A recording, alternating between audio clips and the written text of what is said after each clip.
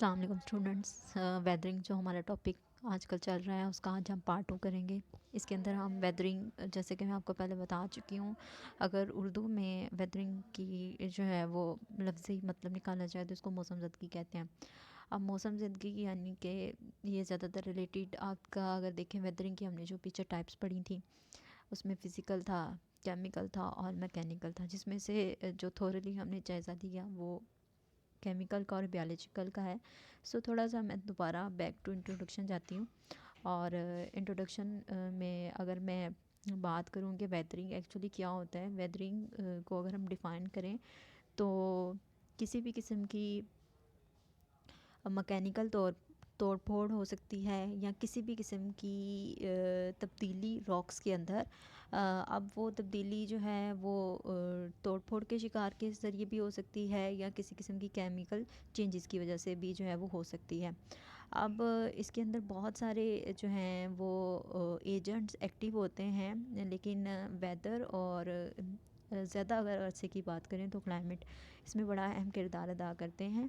आमतौर पर ये जो प्रोसेस है ये ऑन साइट हो रहा होता है, मौके पर जो हैं वो एजेंट्स अपना काम जो है वो सरअंजाम दे रहे होते हैं, लेकिन इसमें जो सपोर्टिंग फैक्टर है वो क्लाइमेट है। इसके अलावा वेजिटेशन भी बड़ा अहम किरदार अदा करती है।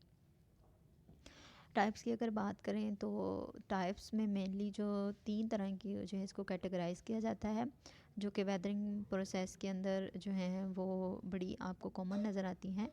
इसमें सबसे पहले आती है केमिकल वेदरिंग, दूसरे नंबर पे आती है फ़िज़िकल जिसको मैकेनिकल वेदरिंग का नाम भी दिया जाता है, और तीसरे नंबर पे आती है बायोलॉजिकल वेदरिंग। ये 3 टाइप्स हैं जो मोस्ट कॉमनली जो हैं वो इस प्रोसेस का जो है वो पार्ट बनती हैं और इसमें कंट्रीब्यूट करती हैं। सबसे पहले केमिकल वेदरिंग के बारे में हमने कल जो है वो बड़ी डिटेल के अंदर जो है वो पढ़ा कि केमिकल वेदरिंग क्या होती है और किस तरह से केमिकल्स जो हैं वो एक दूसरे को सपोर्ट करते हुए रॉक्स को डिकम्पोज कर देते हैं, रॉक्स को जो हैं वो फ्रैक्चर कर देते हैं, उनके अंदर जो हैं वो डिफरेंट किस्म के फॉल्ट्स जो हैं वो क्रिएट हो जाते हैं। और इसमें सबसे ज़्यादा सपोर्टिंग फैक्टर जो है पानी का होता है, हवा में मौजूद ऑक्सीजन और कार्बन डाइऑक्साइड का, और साथ में हरारत जो है वो बड़ा अहम किरदार अदा करती है। बायोलॉजिकल वेदरिंग की अगर मैं बात करूँ तो बायोलॉजिकल वेदरिंग के अंदर वो तमाम ज़मीन पर पाए जाने वाले हशरात, जिसमें कीड़े मकोड़े भी हो सकते हैं, छोटे बड़े जानवर भी हो सकते हैं, पौधे भी हो सकते हैं, बड़े बड़े दरख्त भी हो सकते हैं, ये तमाम के तमाम जो हैं वो इस वेदरिंग के अंदर जो हैं वो एज एन एजेंट के तौर पर वर्क करते हैं। और इसमें छोटे इससे छोटा जो है वो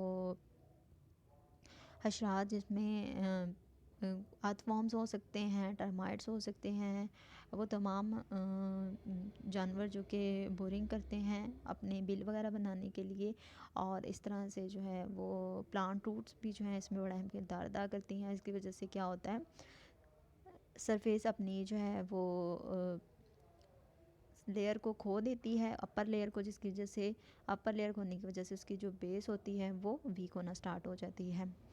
अब हम जो मेनली हमारा जो मेन फोकस आज के जो इस लेक्चर में है वो फ़िज़िकल वेदरिंग के ऊपर है जी। फ़िज़िकल वेदरिंग या मैकेनिकल वेदरिंग क्या होती है, ये आमतौर पर ज़्यादातर कोज़ होता है थर्मल एक्सपेंशन यानी हरारत की वजह से, और इसमें दूसरा मेन फैक्टर जो बड़ा अहम किरदार अदा करता है वो है प्रेशर। प्रेशर यानी कि दबाव। ये दोनों जो हैं वो बहुत ज़्यादा मिलकर एक दूसरे के साथ कंट्रीब्यूट करके किसी भी रोग को जो है वो टिके कर सकते हैं, उसके अंदर किसी भी किस्म के फॉल्ट्स या किसी भी किस्म की जो दरारें हैं, दर्ज़े हैं, वो पैदा हो सकती हैं। इस तरह से रॉक के अंदर जो फटीक पैदा होती है उस वजह से क्या होता है, अल्टीमेटली रॉक जो है वो उसकी सरफेस जो है वो डिस्प्ले हो जाती है, उसके ऊपर किसी भी किस्म की जो है वो एक जिसे कहते हैं सेफ गार्ड शील्ड है वो नहीं रहती, और इस तरह से वो वेदरिंग के प्रोसेस के अंदर आ जाती है। अब हम सबसे पहले देखेंगे कि किस तरह से फ़िज़िकल वेदरिंग जो है वो डिकम्पोज करेगा, डिके करेगा रॉक्स को। तो इसमें सबसे पहले आता है फ्रीजिंग, थॉइंग एंड फ्रोस्ट वेजिंग। ये जो है इसमें क्या होता है, दर्जा हरारत या हीट बड़ा अहम किरदार अदा करती है। बाज़-औक़ात क्या होता है, जब शदीद किस्म की सर्दी होती है तो वो शदीद किस्म की सर्दी अल्टीमेटली अगर चट्टानों के ऊपर पानी मौजूद है, नमी की शक्ल में मौजूद है, तो वो शदीद सर्दी की वजह से वो जो नमी है थॉइंग या फ्रोस्ट हो जाती है, छोटी छोटी कलमों की शक्ल इख्तियार कर लेती है। अब वो पानी जो है वो दर्जों के अंदर कलमों की शक्ल इख्तियार कर जाता है, बर्फ़ बन चुका होता है। लेकिन इसी तरह ही जैसे ही डे टाइम आता है, सुबह को टेम्परेचर इंक्रीज़ होता है, तो क्या होता है, टेम्परेचर इंक्रीज़ होने की वजह से वो जो पानी चट्टानों के ऊपर मौजूद होता है वो मेल्ट हो जाता है और वो दरारों के अंदर दोबारा से पानी की शक्ल इख्तियार कर लेता है। इस तरह मुसलसल एक प्रोसीजर जारी रहता है। रात को सर्दी हो जाने की वजह से वो बर्फ़ानी कलमों की शक्ल इख्तियार कर लेता है, सुबह में टेम्परेचर इंक्रीज़ होने की वजह से वो मेल्ट हो जाते हैं। इस तरह वो पानी जो फॉल्ट्स के अंदर ये बार बार मेल्ट होता है और फ्रीज़ होता है। इससे क्या होता है, अल्टीमेटली वो जो रॉक के अंदर क्रैक्स होते हैं वो बड़े होते चले जाते हैं, उनका साइज़ जो है वो इस फ्रीजिंग एंड थॉइंग की वजह से एक्सपेंड करता चला जाता है। और ये साइकिल वो टेम्परेचर इंक्रीज़ एंड डिक्रीज़ होने का, मेल्टिंग और जो है वो फ्रीजिंग की वजह से बार बार क्या होता है, रिज़ल्ट देता है किसका, रॉक के अंदर जो क्रैक है वो मज़ीद बड़ा होता है। और एक टाइम आता है ये क्रैक इतना ज़्यादा बड़ा हो जाता है कि एक हिस्सा जो है वो क्रैक बड़ा हो जाता है और इस तरह से वो चट्टान से वो पीस अलग होकर जो है वो गिर जाता है। इस तरह से ना सिर्फ चट्टान अपनी जो है ऊपर वाली सरफेस को जो है वो खो देती है, बल्कि साइडों पे ये पैरेलल या दूसरे तरीके से होने की वजह से वो पीस गिर जाता है और इस तरह से वो जो है वो आपका मेल्टिंग एंड फ्रीजिंग जो है वो ख़राब कर देती है उस रॉक को।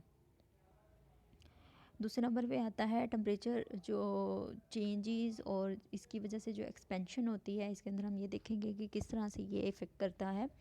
और ये जो है ये मोस्ट इफ़ेक्टिव है और आपको तौर पर आपको ये ज़्यादातर ड्राई क्लाइमेट एरियाज़, ऐसे एरियाज़ जहाँ पर मौसम जो है वो ज़्यादातर खुश्क रहता है, नमी की मकदार जो है वो कम से कम होती है और आमतौर पर जो वहाँ पर एलिवेशन है, यानी कि वहाँ पर जो बुलंदी है वो as compare to other areas जो है वो ज़्यादा होती है।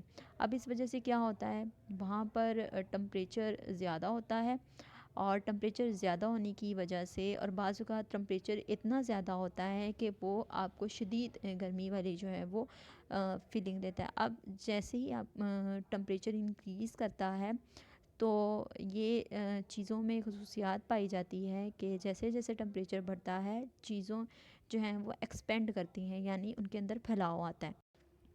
इस तरह से बार बार टेम्परेचर के बहुत ज़्यादा इंक्रीज़ करने से और टेम्परेचर के डिक्रीज़ करने से क्या होता है, चीज़ सिकुड़ती है और फैलती है, सिकुड़ती और फैलती, एक्सपेंड होती है, देन स्ट्रेच होता है। तो इस वजह से ये बार बार एक्सपेंड और स्ट्रेच की वजह से क्या होता है, उसके अंदर दरारें आ जाती हैं और टूट फूट का शिकार हो जाती है। इसकी एक बड़ी अच्छी एग्जांपल आपको रेलवे लाइन से मिलती है।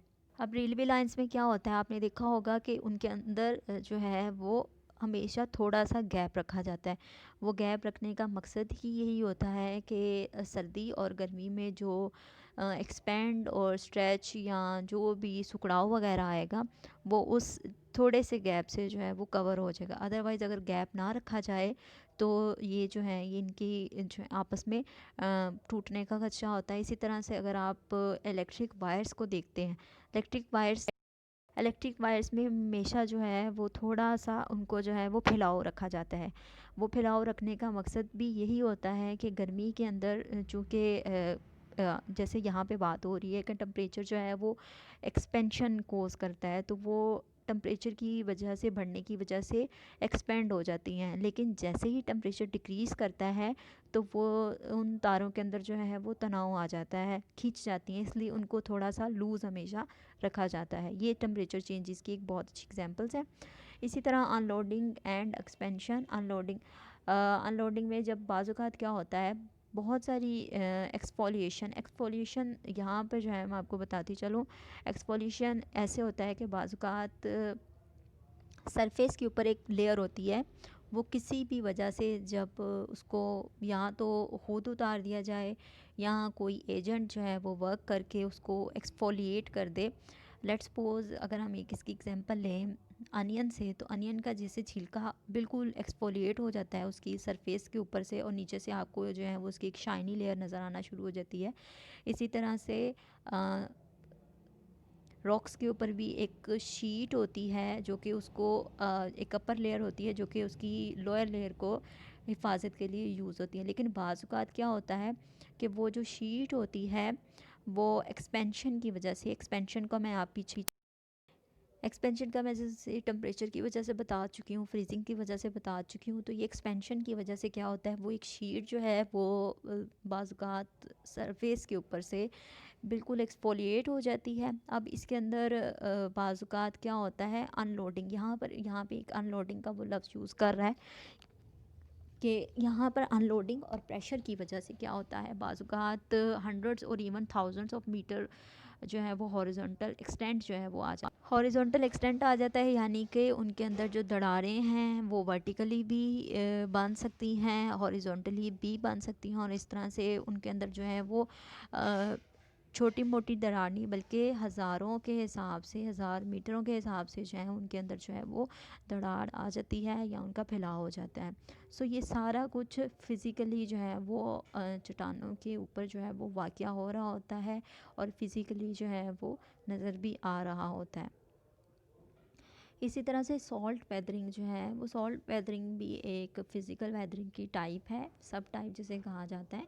इसमें क्या होता है, salts expand due to thermal expansion, hydration and crystallisation. आपने देखा होगा कि हवा के अंदर जो नमकियात होते हैं, पानी के अंदर बेसिकली जो नमकियात होते हैं, वो जब सरफेस के ऊपर पानी ठहरता है तो वो उनके नमकियात जो होते हैं वो सरफेस के ऊपर जो है वो जमा हो जाते हैं। अब ये नमकियात बाज़ औक़ात एक्सपेंड करते हैं, किस वजह से, वही हीट टेम्परेचर के इंक्रीज़ या डिक्रीज़ होने की वजह से, हाइड्रेशन यानी कि वही का पानी की जो है वो मेल्टिंग होने की वजह से और फ्रीजिंग होने की वजह से, और क्रिस्टलाइजेशन जो हमने पीछे देखा कि कल में जो फ्रीजिंग और उसकी वजह से बनती हैं, इस वजह से वो जो सॉल्ट होते हैं वो सॉल्ट वो एक्सपेंड करते हैं, और देन वो उनके अंदर एक्सपेंशन होती है। और एक्सपेंशन अब किस वजह से हो रही होती है, ये डिपेंड करता है वहाँ पे मौजूद टेम्परेचर के ऊपर, और वहाँ पे मौजूद जो डिफरेंट किस्म की टेम्परेचर की प्रॉपर्टीज़ हैं। अब वेरी करते हैं वो सॉल्ट्स भी, वो नमकियात भी। अब जैसे कि calcium, sodium, magnesium, potassium, barium जो हैं, इनकी टेंडेंसी है एक्सपेंड होने की। ज़रूरी नहीं है कि सब जो हैं नमकियात उनके अंदर जो है वो एक्सपेंड करने की सलाहियत भी हो। बहुत सारे नमकियात ऐसे होते हैं जो एक्सपेंड नहीं करते, लेकिन जो मैंने अभी नाम बताया जैसे कैल्शियम, सोडियम, मैग्नीशियम वगैरह हैं, इनके अंदर खसूसियत पाई जाती है एक्सपेंड होने की। इसी तरह से 30 to 50 डिग्री सेल्सियस जो है वो टेम्परेचर चाहिए होता है किसी भी एक्सपेंशन के अंदर, नमकियात के एक्सपेंशन के लिए। और आमतौर पर ये टेम्परेचर जो है वो ज़्यादा फेवरेबल हमें मिलता है डेजर्ट्स के अंदर, जो कि आपको दिन के अंदर बहुत ज़्यादा हाई टेम्परेचर मिलता है। अब कौन कौन सी फोर्सेस हैं जो कि फ़िज़िकल वेदरिंग के अंदर सपोर्ट करती हैं, इनमें सबसे पहली जो है वो ग्रेविटेशनल फ़ोर्स, ओवरबर्डन प्रेशर हो सकता है। बाज़ औक़ात चट्टानें जो होती हैं वो बहुत ज़्यादा बर्डनाइज हो जाती हैं, ऊपर वाली जितनी भी लेयर्स होती हैं वो नीचे वाली लेयर्स के ऊपर जो है वो बर्डन जो है वो डाल रही होती हैं। इस वजह से वो बाज़ औक़ात बर्डन की वजह से नीचे वाली लेयर्स जो हैं वो उनमें डिके आ जाता है। इसी तरह से लोड भी वेरी करता है। लोड बाज़ औक़ात ज़्यादा होने की वजह से भी जो बेस होती है या नीचे वाली लेयर्स होती हैं वो ख़राब होना शुरू हो जाती हैं। इसी तरह से शीयरिंग स्ट्रेस, यानी कि ऐसा स्ट्रेस जो कि आपको ज़मीन के अंदरूनी हिस्से से, जैसे कोई अर्थक्वेक आ जाता है या कोई और ज़मीनी जो है वो अंदरूनी कोई भी मामला होता है, उस वजह से भी जो है ये वकूफ़ी ज़रूर हो सकता है। इसी तरह से दूसरे नंबर पे जो एक्सपेंशन फोर्सेस, अभी हमने बहुत डिटेल के अंदर देखा कि ये जो एक्सपेंशन फोर्सेस होती हैं किस तरह से किसी भी रॉक को जो है वो डिग्रेड करने के लिए या उसको जो है वो ख़राब होने में बड़ा अहम किरदार अदा करती हैं। इसमें सबसे अहम किरदार जो है वो टेम्परेचर का चेंज होना, इसके अलावा क्रिस्टल ग्रोथ जो हमने अभी देखा कि किस तरह से वो पानी के जो हैं वो क्रिस्टल यानी कि कलमे बनती हैं। इसी तरह से एनिमल एक्टिविटी जो कि हम बायोलॉजिकल के अंदर जो है। इसी तरह से वाटर प्रेशर है, वाटर प्रेशर भी बहुत ज़्यादा कंट्रोल करता है वेटिंग को और ड्राइंग साइकिल्स को। ये मौसम से रिलेटेड है। बाज़ औक़ात जैसे हमने बात की पीछे के क्लाइमेट और वेदर वहाँ का बहुत ज़्यादा कंट्रीब्यूटिंग फैक्टर होता है किसी भी जगह पर। फ़िज़िकल वेदरिंग हो, केमिकल वेदरिंग हो या बायोलॉजिकल वेदरिंग हो, उसमें बड़ा अहम सपोर्टिंग जो है वो कैरेक्टर प्ले करता है। इसलिए वाटर प्रेशर, एक्सपेंशन फोर्सेस और ग्रेविटेशनल फोर्सेस जो हैं वो बड़ा अहम किरदार अदा करती हैं। सो ये था तकरीबन ये 3 वो टाइप्स हैं जो कि वेदरिंग के अंदर बहुत ज़्यादा कॉमन हैं। और बेसिकली वो तमाम मटेरियल जो कि नेचुरली अवेलेबल है और तो ये उसको जो है वो डिके करने में बड़ा अहम किरदार अदा करता है। और तमाम रॉक्स जो कि एक्सपोज्ड हैं, जो कवर्ड नहीं हैं, वो बहुत जल्दी जो हैं वो इन एजेंट्स के ज़ेरे असर आकर जो है वो